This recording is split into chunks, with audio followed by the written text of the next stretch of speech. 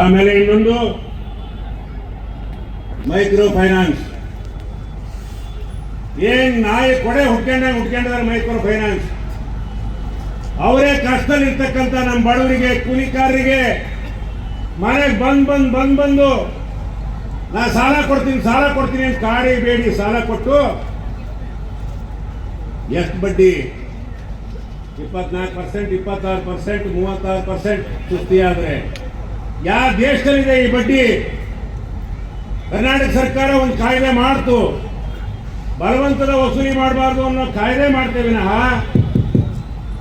ಬಡ್ಡಿ ಕಮ್ಮಿ ಮಾಡ್ತಕ್ಕಂಥ ಕಾಯ್ದೆ ಮಾಡಲಿಲ್ಲ.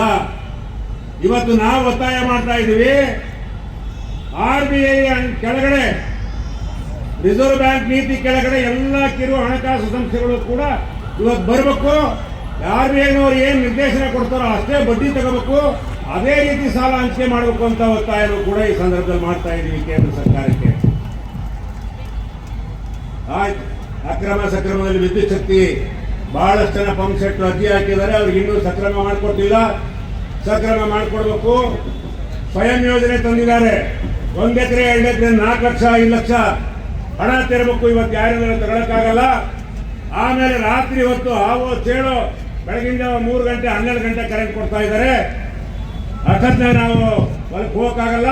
ಏನಿದ್ರು ಹಗಲು 10 ತಾಸು ಕರೆಂಟ್ ಕೊಡಬೇಕು ಅಂತೇಳಿ ನಮಗೆ ಭಾಳ ನಮ್ಮ ಸಮಯ ಮುಗಿದಿದೆ, ಆದ್ರೂ ಜಾಸ್ತಿ ತಗೊಂಡಿದ್ದೀನಿ, ಎಲ್ಲರೂ ಕ್ಷಮಿಸಿ ಅಂತ ಹೇಳ್ತಾ, ಯಾವತ್ತೂ ಕೂಡ ನಾವು ಒಗ್ಗಟ್ಟಿನಿಂದ ಹೋರಾಟ ಮಾಡಿದರೆ ಜಯ ಇದ್ದೇ ಇದೆ ಅಂತಕ್ಕಂಥ ಮಾತನ್ನು ಹೇಳ್ತಾ ನನ್ನ ಮಾತು ಮುಗಿಸ್ತಾ ಇದ್ದೀನಿ.